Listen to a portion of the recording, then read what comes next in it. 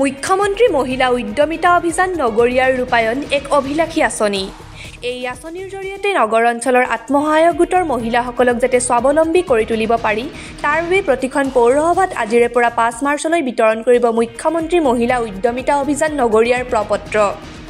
নগৰাঞ্চলৰ মহিলা উদ্যোগীসকলক সহায় কৰিবলৈ অসম ৰাজ্যিক নগৰীয়া জীৱিকা অভিযানৰ অধীনৰ আত্মসহায়ক গোটৰ যোগ্য সদস্যসকলক উদ্যোগীকৰণ পুঁজি হিচাপে প্ৰথম পৰ্যায়ত 10,000 টকাকৈ প্ৰদানৰ উদ্দেশ্যে আজি ঢকুৱাখানা পৌৰসভাৰ কাৰ্যালয়ত বিধায়ক নৱকুমাৰ দলেৰ উপস্থিতিত ঢকুৱাখানাৰ প্ৰায় 2000 গৰাকী মহিলাক প্ৰদান কৰিলে মুখ্যমন্ত্ৰী মহিলা উদ্যমিতা অভিযান নগৰীয়া আঁচনিৰ প্ৰপত্ৰ।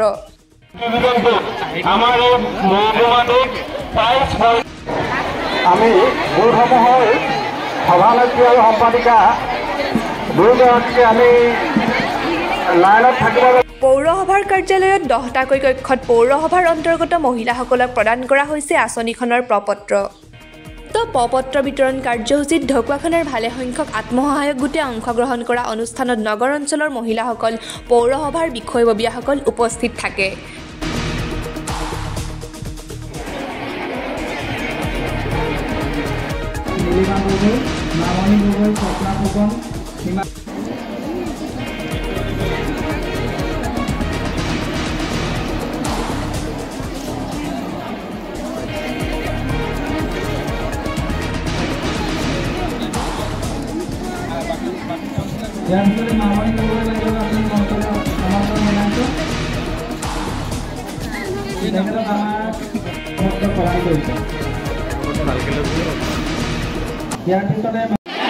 আজি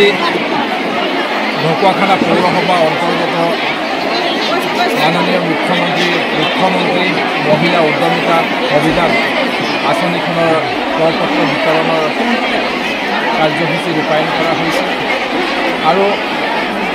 বিশেষকৈ এই আঁচনিখন মাননীয় মুখ্যমন্ত্ৰী ডাঙৰীয়াৰ যি সপোন সমগ্ৰ অসমৰে গ্ৰাম্য আৰু নগৰীয়া অঞ্চলত থকা মহিলা আইসকলক স্বনিৰ্ভৰশীল কৰাৰ লগতে তেখেতলোকক অৰ্থনৈতিকভাৱে শক্তিশালী কৰাৰ নিমিত্তে এই আঁচনিখন ৰূপায়ণ কৰাৰ কাৰণে ব্যৱস্থা গ্ৰহণ কৰিছে আৰু আজি আমাৰ ঢকুৱাখানা পৌৰসভা নগৰীয়াৰ অন্তৰ্গত এই আঁচনিৰ জৰিয়তে প্ৰায়